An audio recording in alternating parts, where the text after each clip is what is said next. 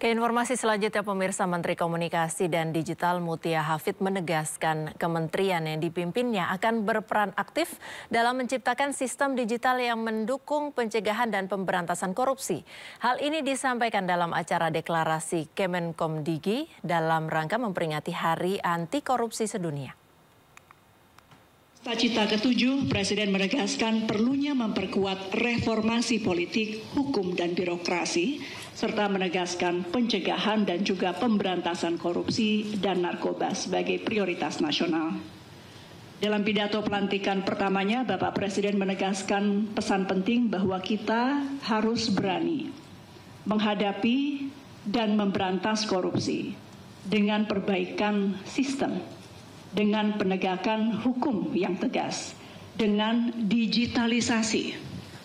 Sampai terakhir kemarin ketika di istana pun beliau menyampaikan pentingnya digitalisasi dalam rangka mencegah korupsi.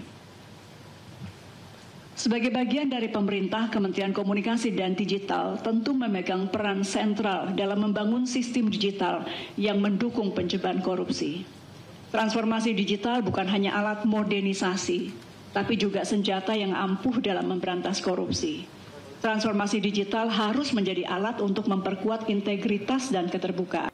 Presiden Prabowo Subianto hari ini bertolak ke Kairo, Mesir untuk melakukan pertemuan bilateral dan multilateral. Selain itu, kunjungan Presiden kali ini juga untuk menghadiri KTT D8. Dalam konferensi pers di Pangkalan TNI Angkatan Udara Bandara Halim Perdana Kusuma, Presiden mengatakan bahwa kunjungan ini menjadi acara kenegaraan Presiden Indonesia ke Mesir pertama sejak 2013. Lebih lanjut, Presiden menyebutkan bahwa Mesir adalah sahabat dekat sekaligus mitra strategis bagi Indonesia. Selain itu, kunjungan Presiden kali ini juga untuk menghadiri KTT D8, yakni Organisasi Kerjasama Ekonomi dan Pembangunan antara 8 negara berkembang yang didirikan pada 1997 lalu. Kunjungan ini akan menjadi kunjungan kenegaraan Presiden RI ke Mesir pertama sejak tahun 2013, berarti 11 tahun. Mesir adalah sahabat dekat kita, mitra strategis bagi Indonesia, dan negara penting di Timur Tengah. Saya akan melakukan pertemuan bilateral dengan Presiden Mesir, Abdel Fattah El-Sisi. Selanjutnya saya akan menghadiri KTT D8. D8 adalah Organisasi Kerjasama Ekonomi dan Pembangunan antara 8 negara berkembang yang didirikan tahun 97, yang terdiri dari negara Bangladesh, Mesir, Indonesia, Iran, Malaysia, Nigeria, Turki, dan Pakistan. Partai Demokrasi Indonesia Perjuangan mengumumkan secara resmi pemecatan Joko Widodo, Gibran Rakabuming Raka, serta Bobi Nasution dari keanggotaan partai.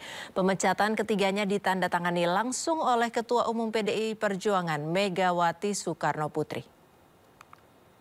Bersama ini, tanggal 16 Desember 2024, saya mendapat perintah langsung dari Ketua Umum Partai Demokrasi Indonesia Perjuangan untuk mengumumkan secara resmi sesuai dengan anggaran dasar dan anggaran rumah tangga partai di depan seluruh jajaran Ketua DPD Partai se-Indonesia.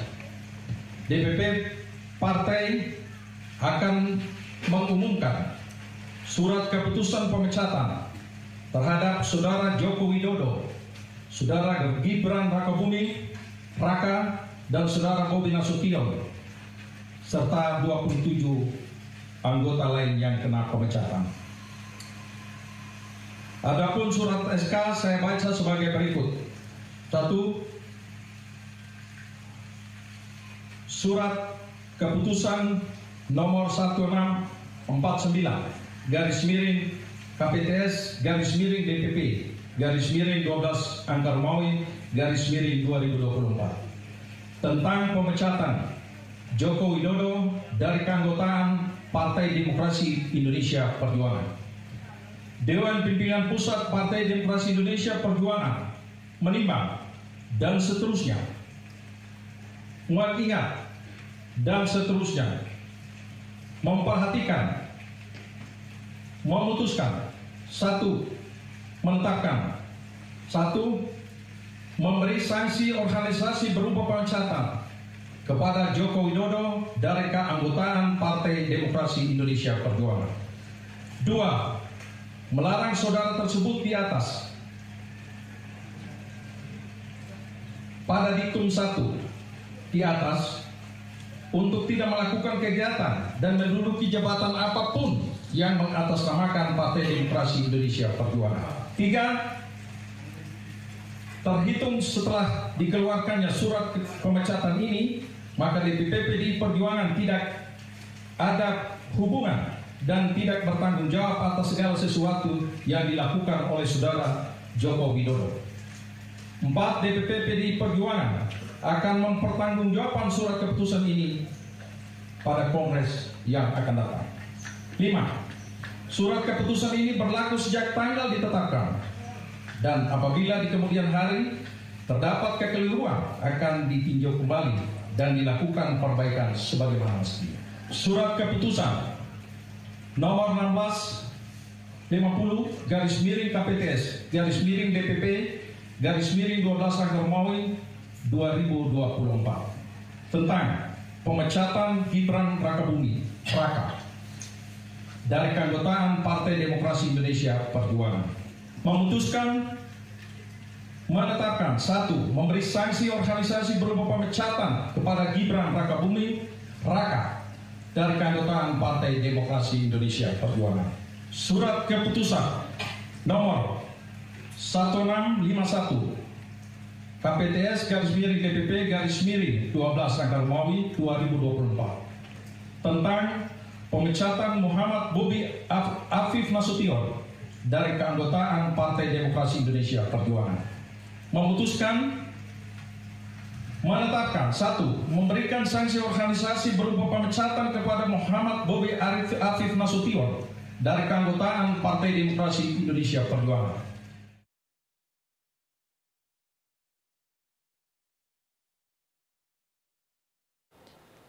Wakil Presiden RI Gibran Rakabuming Raka menyatakan dirinya menghormati dan menghargai keputusan PDI Perjuangan yang secara resmi memecat dirinya.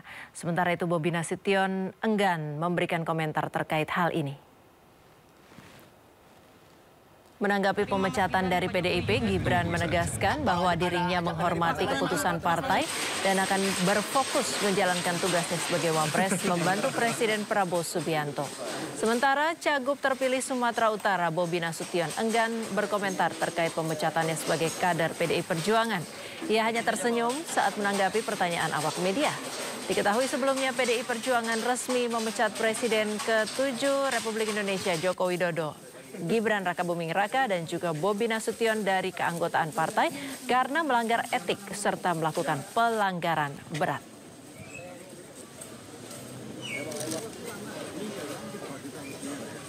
Kami menghargai dan menghormati keputusan partai. Untuk saat ini saya pribadi akan lebih fokus untuk membantu Bapak Presiden Prabowo.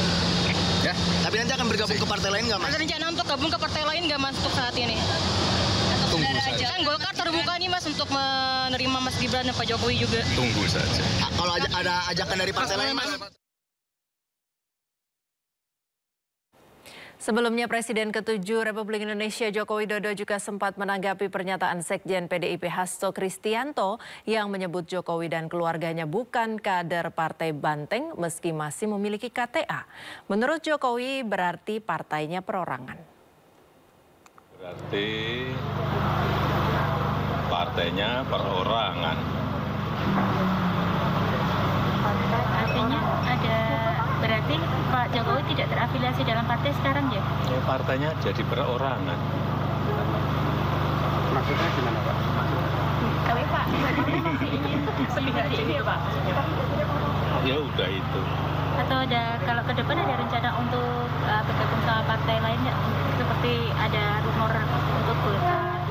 partai perorangan.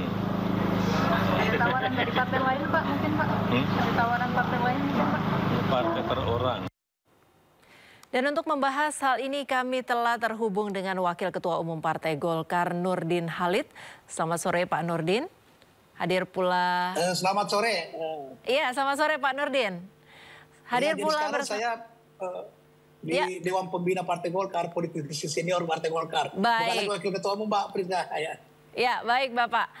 Ya, hadir pula bersama kami relawan Jokowi Sylvester Matutina. Selamat sore Bung Sylvester. Selamat sore. Ya, juga hadir bersama kami pengamat politik SMRC Saidiman Ahmad. Selamat sore Pak Saidiman. Selamat sore Friska, selamat sore Pak Sylvester dan Pak Nurdin Halid. Ya. Selamat sore semuanya. Saya ke Pak Sylvester dulu ya. Pak Sylvester, ini pasca tidak lagi jadi presiden, apakah Bapak Joko Widodo masih butuh kendaraan politik begitu? Ya, kalau sampai saat ini sih belum ya. Pak Jokowi istilahnya berdiri di atas semua partai, tentunya partai koalisi ya. Yang kita lihat banyak tawaran, bahkan karpet merah ya yang diberikan kepada Pak Jokowi dari berbagai macam partai. Intinya kalau kita melihat dari Pak Jokowi sendiri, beliau santai, sangat bahagia, dan ini merupakan suatu anugerah. Pemecatan ini suatu anugerah buat Pak Jokowi, sudah terbebas dari sebutan petugas partai. Jadi kita melihat bahwa beliau sangat bahagia. Berarti sebelumnya tertekan dong, Pak? Ya, namanya sebutan petugas partai ini kan nggak mengenakan ya. Oke. Makanya sekarang ini Pak Jokowi juga bahagia bahwa beliau mendukung Pak Prabowo. Pak Prabowo sekarang memimpin Indonesia untuk kemajuan Indonesia. Dan ini sangat menyenangkan bukan hanya buat Pak Jokowi ya, tapi kita semua, para relawan, partai-partai, termasuk masyarakat. Bahkan ini, pemecatan ini akan sangat mensolidkan dukungan kepada Pak Jokowi, termasuk dengan Pak Prabowo ya. Kita lihat setelah kemarin juga mau dipecat juga, Mas Hasto ketemu sama Felicia Tisu, mantannya Mas Kaisang, dan besoknya langsung Pak Prabowo mengundang Pak Jokowi ke Kertanegara. Jadi kembali lagi, pemecatan ini sangat melegakan pendukung Pak Prabowo, termasuk pendukung Pak Jokowi dan Mas Gibran ya, kita semua ya. Termasuk kalau dilihat dari beberapa pernyataan ketua-ketua partai, sekjen partai, bahwa mereka juga happy dan ingin Pak Jokowi bergabung dengan partai-partai yang selama ini mendukung Pak Prabowo dan Mas Gibran. Baik, baik. Sekarang saya ke Pak Nurdin mungkin. Pak Nurdin, ini kabarnya tadi Pak Sylvester sudah bilang bahwa ada beberapa partai besar yang sudah siap gelar karpet merah begitu untuk Bapak Jokowi. Termasuk Golkar kah? Jadi Mbak Rizka, Partai Golkar adalah partai yang terbuka ya. Kalau dari setiap perusahaan partai yang TBK gitu ya.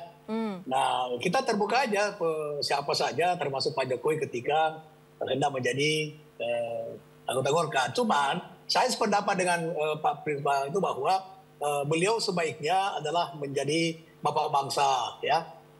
Karena koalisi Indonesia Maju itu kan partai sekarang sangat solid mendukung Pak Prabowo. Nah, jadi kalau Pak Jokowi masuk di salah satu partai dari koalisi itu, ya itu bisa mungkin bisa menciptakan bukan tidak solid, tapi kemudian ada kecemburuan lah. Karena Pak Jokowi ini kan milik semua ini dari koalisi Indonesia Maju ini. Kita sangat menghargai itu. Dan saya setuju sekali dengan bahwa beliau itu biarlah berdiri di atas semua golongan, di atas semua partai, khususnya partai koalisi. Karena kalau beliau masuk di Golkar, kita terima. Cuman di Golkar sekarang ini boleh menjadi kader biasa. Sayang sekali beliau sekarang mantan presiden, beliau sangat dihormati, kemudian beliau sangat merakyat itu. Kalau menjadi kader biasa saya di Partai Golkar, menurut saya beliau juga pasti tidak bersedia. Karena sekarang kalau di Partai Golkar sekarang ketua umum sudah ada, ketua umum pembina sudah ada, ketua Dewan Kehormatan sudah ada, jadi untuk jabatan-jabatan penting di Partai Golkar sekarang ini sudah terisi semuanya. Nah, tapi namun demikian kalau Pak Jokowi hendak menjadi kader Partai Golkar, itu Partai Golkar tentu sangat-sangat menerima karena kita partai terbuka. Siapa saja mau menjadi kader Partai Golkar, pasti dengan tangan terbuka, dengan penuh keikhlasan kita semua kader akan menerima itu. Kalau seandainya gabungnya ke Partai Golkar nih, benarkah jadi kader biasa? Tidak adakah posisi sesuatu begitu untuk Bapak Jokowi yang merupakan Presiden ke-7? Sekali lagi, beliau ini kan adalah lebih baik menjadi bapak bangsa lah ya. Berdiri atas semua partai koalisi Indonesia Maju. Nah, sehingga kontribusi pemikiran beliau akan bisa efisien dan efektif dalam mendukung Pak Prabowo untuk membangun bangsa ini. Dan mungkin juga nanti beliau bisa diikutkan dalam pemerintah Pak Prabowo sebagai ketua Dewan Pertimbangan atau apapun namanya. Karena beliau memang pikiran, tenaganya masih dibutuhkan oleh negara ini. Nah, sekarang saya hanya menyampaikan saja bahwa sekarang di Partai Golkar ini fungsi-fungsi utama Partai Golkar itu sudah pada terisi. Nah, kecuali nanti kalau misalnya beliau benar-benar masuk menjadi kader Partai Golkar, kemudian diberi tempat, tentu mengundurkan diri misalnya. Kalau ketua Dewan Kehormatan, ketua Dewan Pembina, ataupun ketua umum, tapi kalau ketua umum itu harus melalui Munas, ya. Dan kita baru Munas, sayang sekali kalau kita Munas lagi hanya untuk mengakomodir Pak Jokowi. Dan saya kira Pak Jokowi juga tidak setuju dengan cara-cara seperti itu. Saya yakin beliau adalah seorang tokoh bangsa, seorang yang sudah paham betul dengan riak-riak dalam berpolitik. Saya kira beliau juga tidak setuju kalau disiapkan tempat khusus beliau, kemudian diadakan lagi Munas Partai Golkar. Menurut saya itu beliau pasti tidak setuju dengan kondisi-kondisi seperti itu. Karena beliau juga terutama menjadi pembina politik, ya tentu bisa mengakomodir semua kepentingan dalam sebuah politik itu. Ya, baik. Kalau dari Pak Said-Iman, bagaimana Anda melihatnya, Pak? Posisi yang cocok untuk Bapak Jokowi di mana sih, Pak? Di partai apa dan posisinya apa? Iya, saya kira pertama idealnya memang Pak Jokowi menjadi bapak bangsa ya, sebagai mantan presiden dan sekarang sudah keluar dari partainya semula. Saya kira memang saya setuju dengan Pak Nurdin Halid, dia di atas segalanya mestinya. Idealnya seperti itu. Tetapi kalau kita melihat apa yang dilakukan oleh Pak Jokowi sekarang, di mana pada pilkada ini misalnya Pak beliau turun ya ke lapangan, turun gunung begitu, itu artinya menunjukkan bahwa hasrat atau energi Pak Jokowi untuk tetap aktif di dalam politik praktis ini masih cukup besar. Karena itu saya menduga memang perlu disalurkan. Kalau sebagai individu saja begitu saya kira itu tidak akan maksimal. Memang seharusnya masuk partai politik atau berada di partai politik yang kemudian itu menjadi kendaraan politiknya ke depan. Karena kita lihat hasrat atau energi untuk tetap aktif di politik ini masih cukup besar. Itu berbeda misalnya kayak seperti Pak B.J. Habibie dulu atau Pak SBY walaupun tetap di Demokrat begitu ya. Nah, kalau bicara soal ke partai politik mana, saya kira ada dua partai politik sekarang yang banyak disebut. Pertama adalah Gerindra, kemudian ada Partai Golkar. Tetapi kalau beliau masuk di Partai Gerindra, tentu ini juga saya kira tidak akan mudah karena di sana sudah ada Pak Prabowo sebagai mataharinya Gerindra begitu ya. Dengan kehadiran Pak Jokowi di sana tentu akan ada dua matahari dan saya kira tidak akan sederhana persoalannya. Nah, kalau masuk ke Golkar, mataharinya mungkin lebih dari dua, malah akan lebih banyak Pak Nurdin Halid di sana. Tokoh-tokoh Partai Golkar banyak sekali, jadi mataharinya menjadi sangat banyak. Saya kira complicated di sana, apalagi misalnya tadi disebutkan oleh Pak Nurdin Halid bahwa untuk menjadi ketua umum ya harus melalui proses yang panjang. Mungkin bisa saja Partai Golkar mengubah aturan untuk mengakomodir seseorang yang baru masuk dan langsung menduduki posisi penting di Partai Golkar. Tetapi saya kira itu juga akan ada persoalan di sana.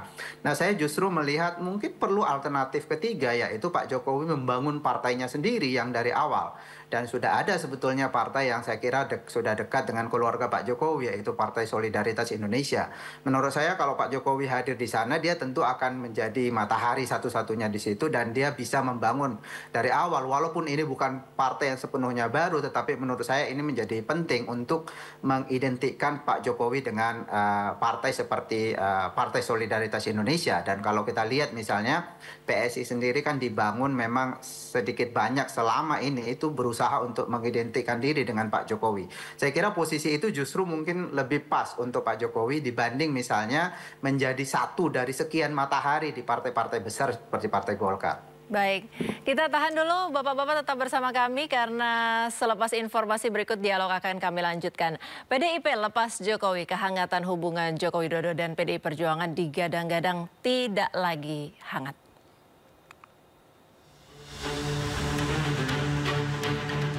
Sosok Joko Widodo seolah menjadi simbol perjuangan yang beringsut dari akar rumput menjadi sosok yang bertahta di tataran pucuk.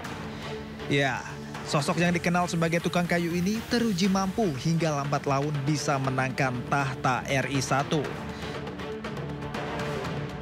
Tentu saja, keberhasilan ini tak lepas dari andil PDIP sebagai kendaraan politik yang menaungi Joko Widodo dalam perjalanannya. Dimulai dari keberhasilannya pimpin Kota Solo, nama Jokowi semakin wangi setelah ukir prestasi melalui kendaraan SMK. Hubungan Jokowi dan PDIP semakin lekat, terlebih kala partai berlogo kepala banteng ini usung Jokowi di Pilkada Jakarta pada 2012.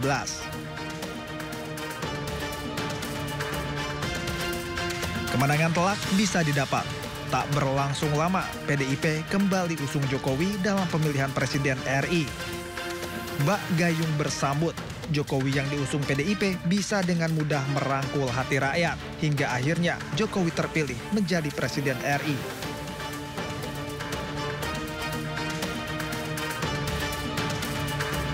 ...2019, kemenangan Jokowi kembali terulang. Hingga akhirnya Jokowi resmi menjadi Presiden RI untuk kedua kali. Dalam perjalanan ini, PDIP masih utuh mendampingi dan mendukung program Jokowi. Namun rupa-rupanya, dinamika politik yang terjadi berkata lain. Kami sungguh mengucapkan terima kasih atas dukungan kepada PDI Perjuangan karena di tengah-tengah upaya menenggelamkan PDI Perjuangan oleh Pak Jokowi beserta keluarganya, ternyata dukungan rakyat semakin masif.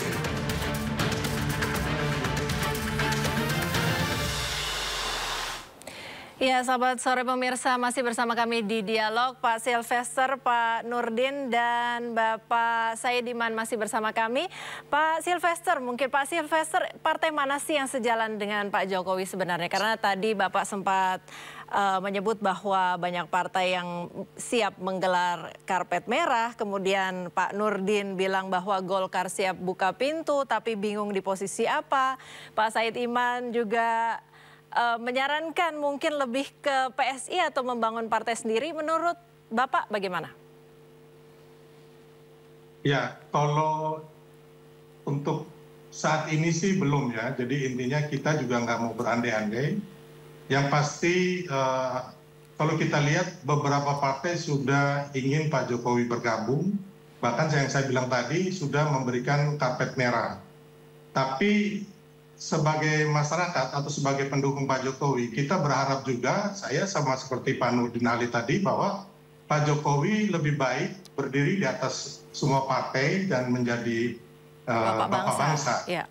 Kalau toh memang harus berpartai, mungkin di partai yang Koalisi Indonesia Maju ya, paling enggak untuk mendukung agar pemerintahan Prabowo Gibran ini sukses dalam visi misinya untuk memajukan Indonesia. Karena dari awal juga Pak Jokowi dan kita semua ingin agar kedepannya Indonesia ini mempunyai presiden yang kuat, presiden yang tidak dibawa ketiak daripada ketua umum partai atau pemilik partai, yang tidak bisa diintervensi oleh politisi jahat, oleh pengusaha hitam ataupun dari pihak asing. Dan itu kita lihat ada di diri Pak Prabowo dan Mas Gibran. Nah, jadi intinya bahwa kalau untuk saat ini sih kita belum melihat mana semua partai sih yang di Koalisi Indonesia Maju baik-baik, bagus-bagus, juga tidak arogan, tidak sombong, dan juga benar-benar bisa kerja ya. Baik. Jadi kembali lagi Pak Jokowi sudah terbebas dari petugas partai yang ya banyaklah kader-kadernya yang nggak bagus lah menurut kita. Baik Pak Said Iman, kalau melihat dinamika hubungan Bapak Jokowi dengan para pimpinan partai sekarang, Anda melihatnya kemungkinannya seperti apa? Merapat kemanakah, akan dekat kemanakah, atau menyokong dari belakang atau bagaimana? Iya, kalau kita bicara soal kedekatan ya tentu Pak Jokowi dekat ya dengan partai-partai pendukung pemerintah sekarang. Pak Jokowi sendiri kan menjadi bagian dari pendukung koalisi Indonesia Maju, menyoronkan anaknya menjadi pendamping Pak Prabowo. Tentu Pak Jokowi ada di sana dan dalam hal ini berhadapan dengan mantan partainya PDI Perjuangan. Jadi saya kira kalaupun Pak Jokowi masuk partai tentu akan masuk di salah satu partai yang sedang ada sekarang. Kecuali misalnya Pak Jokowi ingin membangun partai sendiri, dan saya kira itu opsi yang menarik sebetulnya untuk tokoh sebesar Pak Jokowi. Karena kalau masuk di salah satu partai besar, saya kira Pak Jokowi bisa dengan posisinya sekarang sebagai mantan presiden, tidak punya lagi kekuasaan secara langsung, saya kira bisa, dan menjadi orang baru di partai besar, saya kira itu bisa tidak maksimal kalau kita melihat Pak Jokowi sebenarnya, kalau Pak Jokowi ingin aktif ya secara penuh di dalam politik praktis, menurut saya membangun partai baru atau membangun partai yang masih kecil, yang masih relatif baru, menurut saya itu opsi yang menarik untuk tokoh seperti Pak Jokowi. Karena kita tahu di Indonesia ini salah satu kekuatan partai politik itu adalah aspek ketokohan. Dan Pak Jokowi punya itu sebetulnya sebagai modal untuk membangun partai. Ya. Baik, terakhir Pak Nurdin, boleh Pak closing statement? Apa yang diharapkan dari kondisi ini?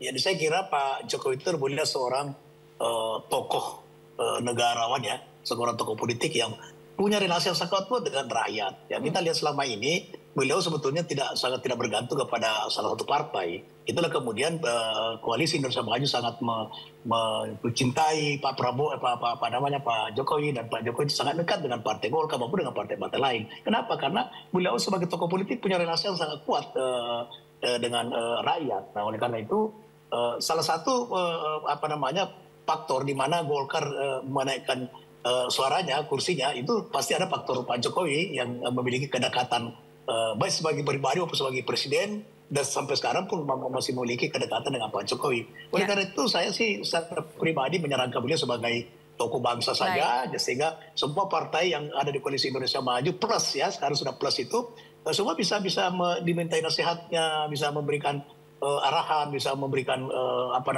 tuturi handayani kira-kira gitu kepada partai-partai untuk membangun bangsa yang sangat besar ini. Siap. Baik, gitu, Pak Priska. Iya. Baik, terima kasih Pak Sylvester, Pak Said Iman, dan juga Pak Nurdin Halid sudah bergabung bersama kami di Dialog Sindo sore-sore hari ini. Selamat beraktivitas, salam sehat Bapak-Bapak. Terima kasih Pak Sinter. Terima kasih Pak Nurdin, Pak Sylvester. Terima kasih.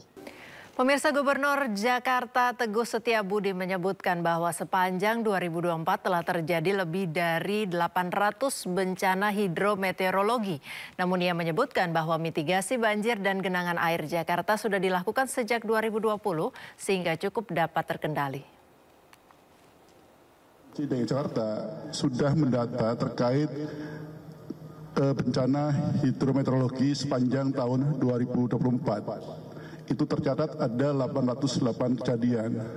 Alhamdulillah relatif terkendali, diantaranya adalah 109 kejadian banjir, kemudian 317 kejadian jalan yang tergenang, kemudian juga ada 13 kejadian angin kencang, 333 kejadian pohon tumbang, dan 36 kejadian tanah longsor. Itu yang sudah kita catat terkait bencana hidrometeorologi.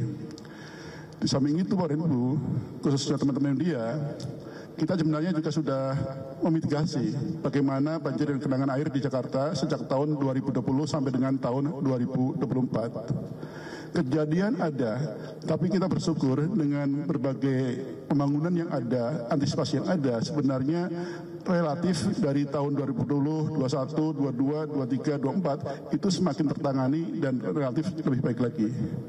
Kemudian juga selama tahun 2021 sampai dengan 2023 kita juga sudah memetakan, sudah memitigasi terkait wilayah genangan yang selalu berulang antara tahun 21 sampai dengan tahun 23. Ini yang berbasis RT. Antara lain dari seluruh wilayah yang ada di Jakarta ada sekitar 21 kecamatan, kemudian kelurahan ada 42, RW 72, kemudian juga RT 198. Ini adalah wilayah-wilayah yang selalu berulang terkait masalah banjir. Ini kondisinya kurang lebih prediksinya. Terkait prediksi cuaca ekstrim, sebagaimana yang disampaikan oleh Kepala BMKG, Ibu Tikorita, kami juga pemerintah provinsi DKI Jakarta sudah melakukan rapat bersama dengan Kepala BMKG dengan jajarannya pada tanggal 5 Desember. Prediksi dari BMKG terkait dengan perakhiran cuaca ada cuaca ekstrim yang kalau tidak tertangani bisa menjadi katakanlah musibah banjir seperti tahun 2020. Seperti juga teman-teman media. Pemirsa, proses pemulangan terpidana kasus penyelundupan narkoba asal Filipina Mary Jane Veloso dilakukan malam ini. Mary Jane akan diterbangkan ke negaranya pada 18 Desember dini hari.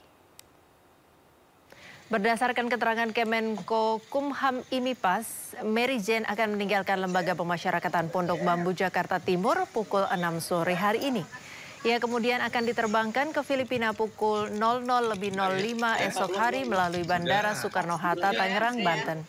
Nantinya Mary Jane akan diserahkan oleh PLT Deputi Bidang Koordinasi Keimigrasian dan Pemasyarakatan Kemenko Kumham Imipas kepada perwakilan Kedutaan Besar Filipina. Mary Jane, bentar Pak. Untuk mengetahui kondisi terkini dari rutan Pondok Bambu, kita telah terhubung dengan rekan Hamzah Hasibuan di sana.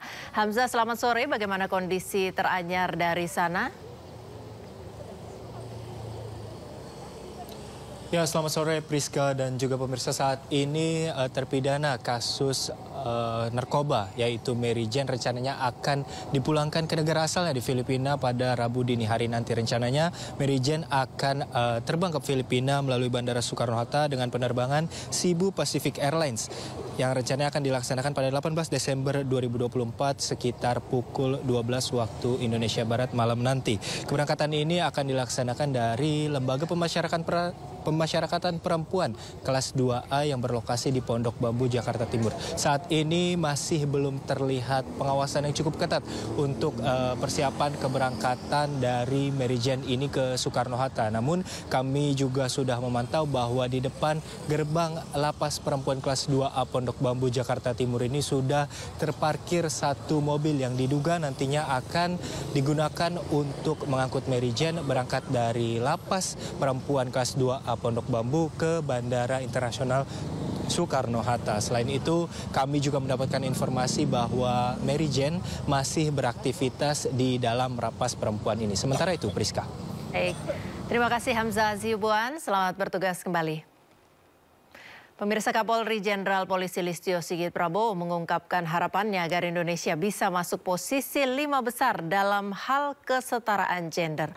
Menurutnya, kesetaraan gender merupakan bagian penting dalam mewujudkan visi Indonesia Emas 2045.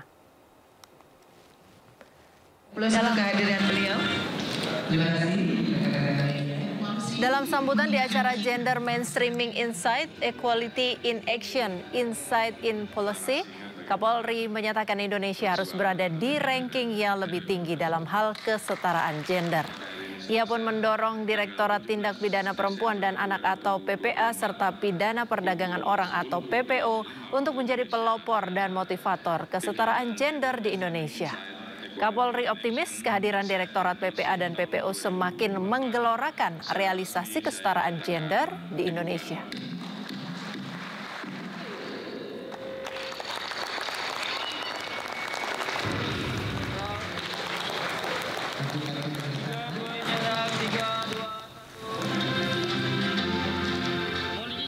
Pemirsa, Ketua Umum DPP Partai Perindo Angela Tanu Sudibyo mengajak seluruh kader solid dan menjaga persatuan serta turun ke lapangan untuk menyerap aspirasi masyarakat. Hal itu disampaikan Angela Tanu Sudibyo di hadapan para pengurus dan anggota legislatif dalam acara perayaan 1 dekade Partai Perindo di Jakarta.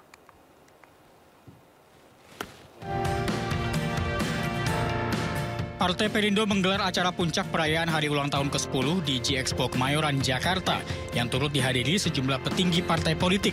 Di antaranya Ketua Umum Partai Demokrat Agus Harimurti Yudhoyono, Ketua DPP PDIP Jarod Saiful Hidayat, politikus P3 Sandiaga Uno, Wakil Gubernur Jakarta terpilih Rano Karno, serta sejumlah tokoh nasional lainnya.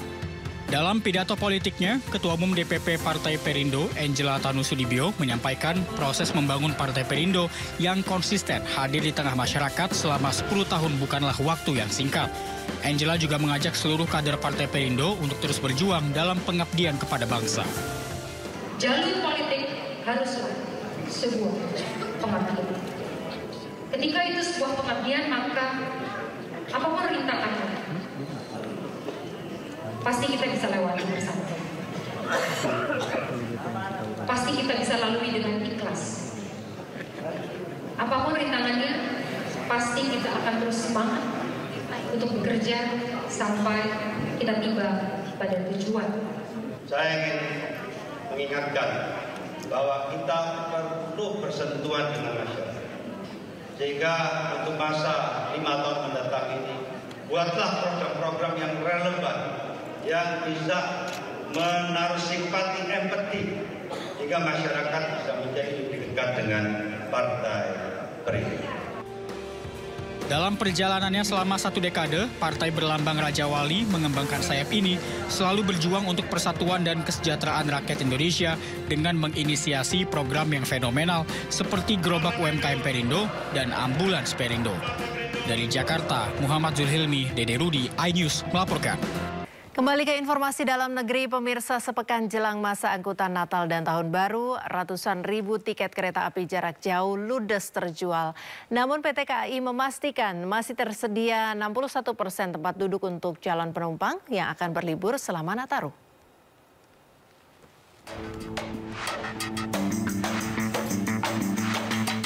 Meski masa angkutan Natal dan Tahun Baru mulai dilaksanakan pada 19 Desember 2024 sampai 5 Januari 2025, sebanyak 290 ribu tiket kereta api jarak jauh dari sejumlah stasiun wilayah Daob 1 telah ludes terjual. PT KAI Daob 1 Jakarta memastikan masih terdapat 61% tempat duduk yang masih bisa dipesan para calon pengguna kereta yang hendak berlibur. Dengan masih tersedianya tempat duduk diharapkan dapat mengakomodir tingginya minat masyarakat yang hendak berlibur. Hari ini terpantau masih tersedia tiket sekitar 450 ribu tempat duduk dari kapasitas 743.904 seat. Jadi sudah terjual sekitar 39% sampai dengan 40%. Sementara antisipasi cuaca ekstrim, PT KAI Daob 1 Jakarta telah melakukan pemeriksaan sarana dan prasarana seperti jembatan hingga menambah petugas daerah pantauan khusus untuk tindakan langsung apabila dibutuhkan. Dari Jakarta, Radi Sanjaya, iNews melaporkan.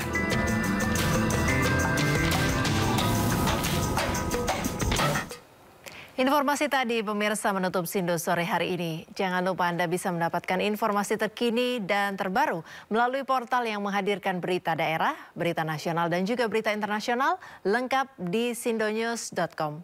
Saya Priska Papilaya mewakili tim redaksi yang bertugas pamit undur diri. Terima kasih, sampai jumpa.